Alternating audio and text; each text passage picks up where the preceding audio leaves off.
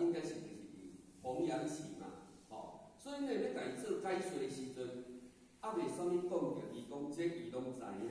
因为伫经典内底伊已经有学着、有看着啦，所以讲呢，因就会来得到，因就会来得到。所以呢，迄当呢，会使讲一批30多个、40个、60个、50个，安尼不断的带来不断得到。所以讲呢，伫这和尚内底呢，伊了解即嘛是天时的应运，所以讲呢，唯有会当归在弥勒的这个属下，才会当得到回天之路。即嘛就是当时这个释迦牟尼佛的交代所有弟子，伫伊业完了后，未来呢一定要归在弥勒祖师的门下。所以讲呢，弥勒祖师受到释迦牟尼佛来灌顶，那么为什么释迦牟尼佛呢无互弥勒佛家己跪呢？因为释迦牟尼佛知影未来佛就是弥勒佛，所以唯有所有弟子，干那弥勒佛，干那这个释迦牟尼佛呢，无互弥勒佛来跪。所以讲呢，这也就是这个天时的应运。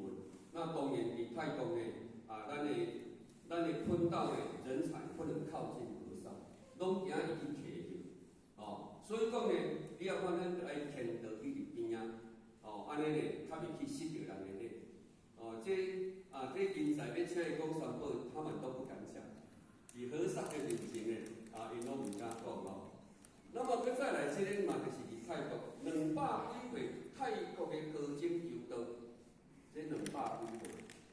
所以讲呢，伊200几岁的时阵，其实呢，伊已经修到灵会当离开了个身躯，所以伊就游去到这个南天门，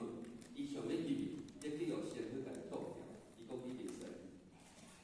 你袂当去，伊甲伊问讲，爱安怎呢？才会当去？伊讲呢，你爱有得到，你爱有得到。伫时间到的时阵，自然呢，你就会当得了这个道。所以讲呢，迄个时阵呢，你才会当进入这个南天门。所以讲呢，伊伫经过了着8分钟的时阵，嘛就是天道应运的时阵，那这个咱华裔崇德呢，莲文师去伫一个砖头。因为迄个砖头呢，有一个年轻人，伊来得了着这个道，伊感觉道足好，要把这个道呢传导转去到伊个砖头，那么呢，点论师去到遐点道的时阵呢，因为年轻人甲伊讲，离家无介远呢，有一